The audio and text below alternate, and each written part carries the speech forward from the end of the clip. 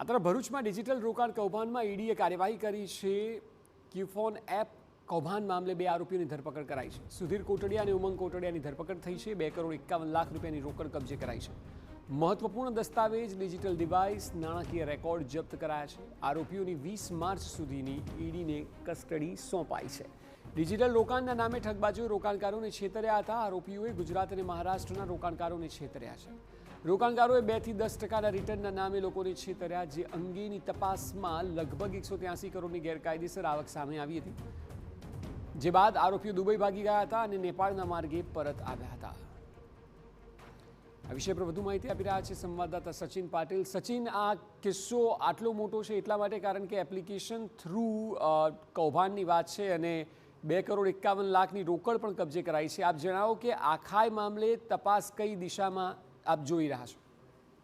અક્ષય, જે આખો મામલો છે, મામલામાં ઈડીએ ક્યુએફોન એપ જે છે એનાથી ડિજિટલ રોકાણ જે કરાવવામાં આવતું હતું અને લાલચ આપવામાં આવતી હતી લોકોને કે એમને સારું રિટર્ન મળશે, અને જે રિટર્ન એ લોકો કરાવતા એ રિટર્નમાં પણ નવા જે રોકાણકારો એમની પાસે આવતા એમનાથી એ જ રૂપિયાથી જૂના રોકાણકારોને એમના જે રિટર્ન્સ આપતા। એટલે સ્વાભાવિક રીતે આખું જે સ્કેમ હતું એ સ્કેમ વેલ પ્લાન્ડ હતું અને લોકોને છેતરવા માટેનું જ હતું। અને આ સમગ્ર મામલે જ્યારે હકીકત સામે આવી અને થાણેના વર્તકનગર પોલીસ સ્ટેશનમાં ફરિયાદ દાખલ કરવામાં આવી અને ત્યારબાદ જે એફઆઈઆર પરથી તપાસ શરૂ થઈ અને ઈડીએ પીએમએલએ અંતર્ગત જ્યારે આખો મામલો તપાસ કરવાનું શરૂ કર્યો, ત્યારે આ બંને જે આરોપીઓ જે દુબઈ ભાગી ગયા હતા અને ત્યારબાદ નેપાળના માર્ગે તેઓ ભારત પરત આવ્યા હતા, એમની બંનેની ધરપકડ કરી છે।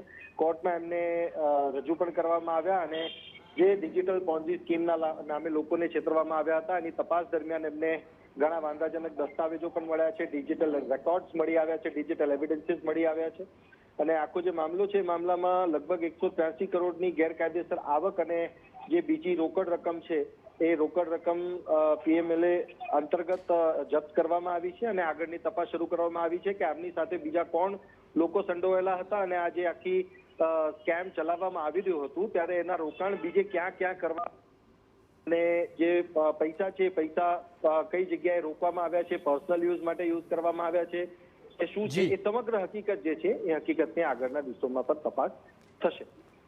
જી બિલકુલ સચિન, આભાર સમગ્ર માહિતી બદલ।